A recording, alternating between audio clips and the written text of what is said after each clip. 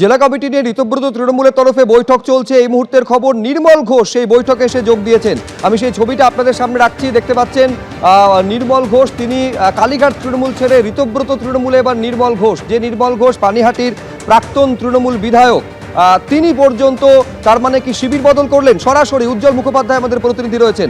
উজ্জ্বল, দেখুন, নির্মল ঘোষের কাছে জানতে চাওয়া হয়েছিল যে আপনি কি বৈঠকে যোগ দিচ্ছেন। তিনি বলেছেন না, দেখা করতে এসেছি।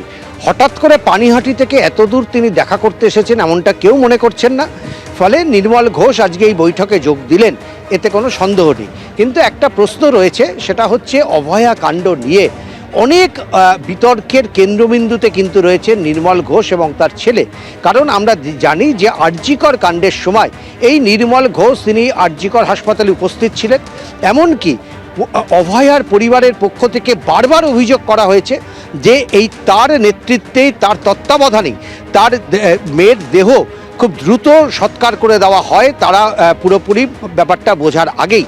এমনকি তারা যখন ফের ময়না তদন্তের দাবি করছেন, তখন এই নির্মল ঘোষের নেতৃত্বে সেই দেহ নিয়ে চলে যাওয়া হয় তার বাড়িতে এবং তারপরে শ্মশানে গিয়ে দাহ করা হয়। ফলে ইতিমধ্যেই একাধিকবার নির্মল ঘোষকে সিবিআই তলব করেছে, তার নামে বহু বিতর্ক রয়েছে। আমরা একাধিকবার তার কাছে আজকে জানতে চেয়েছি যে আপনি কি গা ঢাকা দিয়েছিলেন, আপনাকে পুলিশ খুঁজে পাচ্ছে না, এরকম বারবার অভিযোগ উঠছে। তিনি বলছেন যে না, তিনি কিছু করেননি, তিনি বাড়িতেই আছেন। ফলে এই নির্মল ঘোষ আজকে এই বৈঠকে আনুষ্ঠানিকভাবে তাকে গ্রহণ করা হবে কিনা এবং তিনি আজকে ঋতব্রত বন্দ্যোপাধ্যায়দের দলে নিজের নাম লেখালেন কিনা, সেটা আর কিছুক্ষণের মধ্যেই স্পষ্ট হবে। বেশ, অনেক ধন্যবাদ উজ্জ্বল তোমাকে।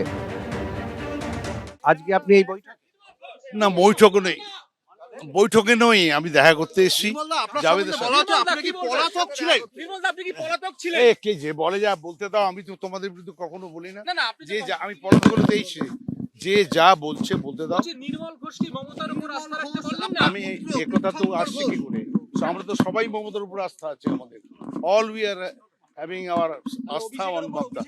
সেটা পরে হবে, সেটা পরে হবে।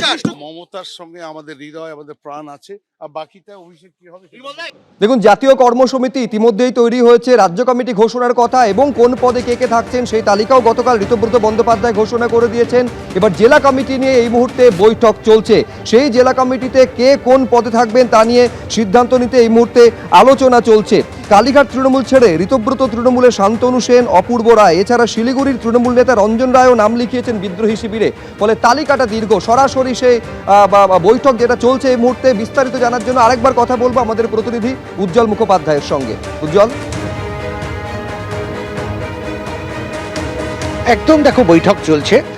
আজ থেকে প্রায় 1.5 মাস আগে যখন ঋতব্রত বন্দ্যোপাধ্যায় এবং সন্দীপন সাহাদের নেতৃত্বে বিধায়কদের ভাঙন তৈরি হলো, সেই সময়ও কিন্তু কেউ এই আন্দাজ করতে পারেনি যে কালীঘাট শিবির ছেড়ে এইভাবে নেতা কর্মীরা বা যারা নেতৃত্ব রয়েছেন, বিধায়ক, প্রাক্তন বিধায়ক, তারা এইভাবে ঋতব্রত বন্দ্যোপাধ্যায়দের শিবিরে নাম লেখাবেন। যখন প্রথম ফিরহাদ হাকিমরা ঋতব্রত বন্দ্যোপাধ্যায়দের সঙ্গে গেলেন, তখন সকলে অবাক হয়েছিলেন।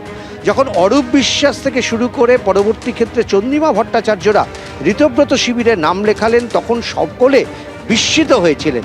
কিন্তু এখন আজকে এই বৈঠকের যা চেহারা, তাতে কিন্তু কালীঘাট তৃণমূল কংগ্রেসের সঙ্গে কোট আনকোট বড় নেতা কারা থেকে গেলেন সেই তালিকা তৈরি করা অনেক সহজ।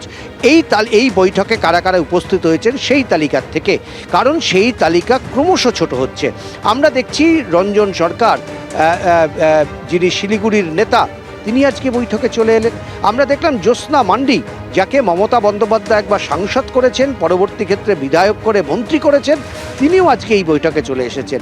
আমরা দেখছি এরকম নারায়ণ ব্যানার্জি, তিনিও আজকে এই বৈঠকে এসেছেন। অর্থাৎ এই মুহূর্তে কিন্তু সবকটা জেলা কমিটি গঠন করার মতন কর্মী সমর্থক কি আছে না আছে ভবিষ্যতে বিচার হবে, কিন্তু নেতৃত্ব রয়েছেন যাদেরকে দিয়ে ঋতব্রত বন্দ্যোপাধ্যায়রা তারা জেলা কমিটি তৈরি করতে পারবেন। ফলে সবকটা জেলা কমিটি আজকে তৈরি হবে, জেলা সভাপতিদের নাম ঘোষণা করা হবে, তারা কিভাবে কাজ করবেন সেই গাইডলাইন আজকে এই বৈঠক থেকে চূড়ান্ত হবে। 21শে জুলাই তাদের যে সমাবেশ রয়েছে, সেই সমাবেশ কিভাবে সফল করা যায় তার জন্য আজকের এই বৈঠকে আলোচনা হবে। পাশাপাশি নির্বাচন কমিশনের কাছে যে নামের তালিকা পাঠাতে হবে অনেকেই মনে করছেন ইতিমধ্যেই পাঠিয়ে দেওয়া হয়েছে, অনেকে মনে করছেন আজকের বৈঠক শেষ হওয়ার সঙ্গে সঙ্গে ঋতব্রত বন্দ্যোপাধ্যায়রা সেই নামের তালিকা পাঠিয়ে দেবেন। অর্থাৎ এই একটা স্ট্রাকচার দিতে হয়, যেহেতু ঋতব্রতরা দাবি করছেন তারাই আসল তৃণমূল, ফলে তাদের কাছে যে কাগজগুলো জমা দিতে হয় তার মধ্যে অন্যতম একটি কাগজ হচ্ছে তাদের জেলা কমিটির নাম এবং রাজ্য কমিটির নাম। রাজ্য কমিটি গঠন প্রক্রিয়া গতকাল তারা সেরে ফেলেছেন। জেলা কমিটির গঠন করার পর নির্বাচন কমিশনের কাছে তারা দাবি করতে পারবেন যে গোটা তৃণমূল কংগ্রেসটাই আমাদের সঙ্গে রয়েছে, এই কারণে আমরাই আসল তৃণমূল।